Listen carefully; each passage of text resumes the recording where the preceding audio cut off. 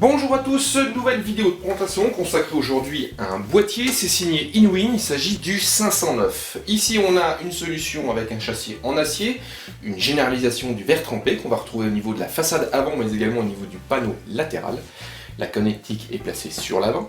On retrouve un emplacement 5,5 pouces qui se fait de plus en plus rare. Ici Inwin propose deux focus, un sur le rétroéclairage avec un boîtier compatible avec la technologie Aura de chez Asus, donc il sera possible de personnaliser via un soft la couleur et les effets du logo en façade, mais il est également possible bien sûr d'utiliser une carte mère classique où cette fois-ci on aura un rétro-éclairage seulement rouge.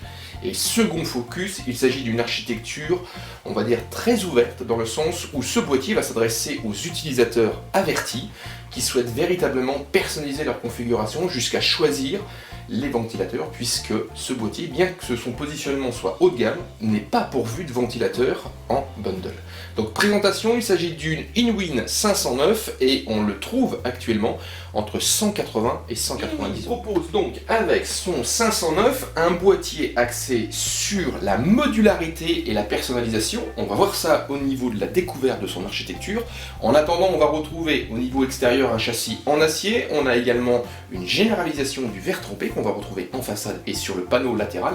Donc ça apporte véritablement un plus pour un design classieux. Par contre, attention au niveau des traces de doigts. La connectique est placée sur le haut. On va retrouver 4 ports USB 3, les classiques jack audio micro casque, un bouton power, un bouton reset. Et on retrouve également un cache bay, donc cachant un emplacement 5,5 pouces qui se fait de plus en plus rare. Donc là, c'est pour l'installation d'un graveur de DVD par exemple et d'un lecteur optique de manière plus générale. À l'arrière, on va retrouver une disposition assez classique, bloc d'alimentation positionné sur le bas, accompagné d'un filtre à poussière extractible par l'arrière. On a l'emplacement pour la plaque arrière de sa carte mère, une imposante grille, dit à structure de nid d'abeille, ce qui permet de favoriser le passage de l'air tout en limitant les nuisances sonores. Donc là c'est du compatible 120 et 140 mm, on va voir ça quand on détaillera l'architecture interne, et on va retrouver pas moins de 8 slots d'extension, tous équipés d'équerres PCI perforés de couleur rouge.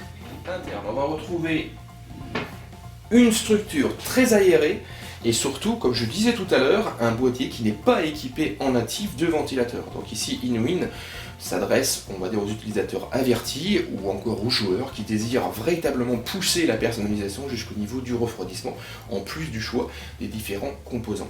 Donc le boîtier offre par contre pas mal de possibilités, aussi bien en water cooling qu'en air cooling. Donc on va essayer de commencer peut-être par l'arrière.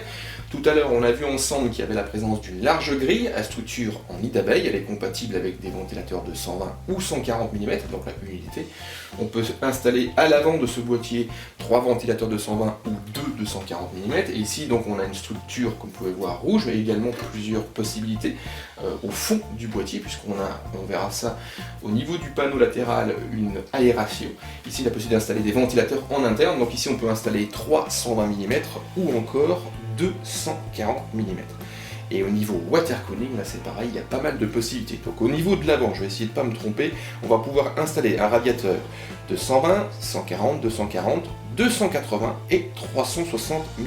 En interne, on peut installer un 120, 140, 240, 280 et 360 mm. Et tandis qu'à l'arrière, donc à la place du 120 et 140 mm, pardon, on va pouvoir mettre ici en place un radiateur de 120 ou 240 mm. Au niveau de l'architecture, il y a de l'espace. Au niveau de la carte graphique, on pourra opter pour un modèle assez conséquent, 370 mm au niveau de sa longueur, tandis qu'au niveau du ventirad, il ne faudra pas dépasser les 188 mm. Au niveau stockage, tout est organisé à différents points. On va retrouver donc une cage dédiée que vous avez ici avec la présence de tiroirs amovibles. Ils sont compatibles avec les formats 2,5 pouces et 3,5 pouces et on retrouve un système de picot avec la présence de tampons amortisseurs de vibration. Donc là pour un disque dur, montage sans outil. Par contre pour un SSD, il faut utiliser un tournevis cruciforme. Et petit plus, Inwin propose ici, au niveau de cette cage, un système hot swap à l'arrière. Donc si vous ne savez pas ce que c'est, on a la présence d'un PCB où là l'alimentation et le connecteur SATA sont déjà préinstallés. Il suffira tout simplement de connecter ça à sa carte mère et à son bloc d'alimentation. Et dès qu'on met en place un disque dur, il y a la fermeture du tiroir, il sera alimenté et connecté à sa carte. On retrouve également donc sur le haut deux autres petits tiroirs. Par contre ici la connectique est classique, il faudra installer un câble SATA et un câble d'alimentation. Donc au total 5 emplacements 3,5 pouces ou 2,5 pouces, et on a également la possibilité en interne d'installer jusqu'à 4 unités en 2,5 pouces. Et en plus, si vous n'avez pas du tout de disque dur, vous n'utilisez que de SSD en 2,5 pouces, et ben on peut enlever cette cage HDD, elle est amovible, petite vis cruciforme avec un tournevis, et on a un système de petit ergot à l'arrière, et elle va libérer un emplacement supplémentaire pour installer un ventilateur de 120 ou 240 mm.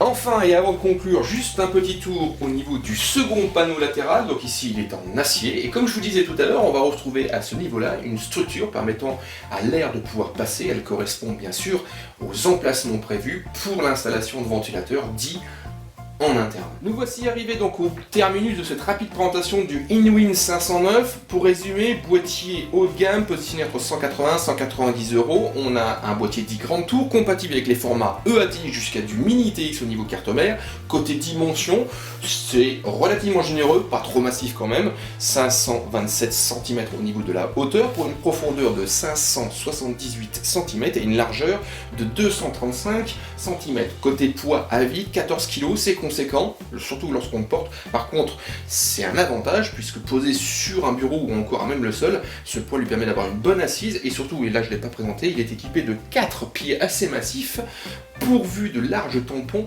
en caoutchouc. Ils sont livrés en bundle et à mettre en place lorsqu'on monte sa configuration. On se propose donc de vous retrouver au niveau de Jimpo pour un test bien sûr de ce boîtier, de ce Inwin 509. On le testera dans sa configuration native, c'est-à-dire sans ventilateur, et ensuite on l'équipera de 3 ventilateurs signés cette fois-ci Corsair, 2 à l'avant et 1 à l'arrière. Donc à l'avant ils seront en aspiration, tandis qu'à l'arrière il sera en extraction. Donc rendez-vous prochainement sur Jimpo pour un test de ce 509. C'est un boîtier haut de gamme et c'est signé Inwin.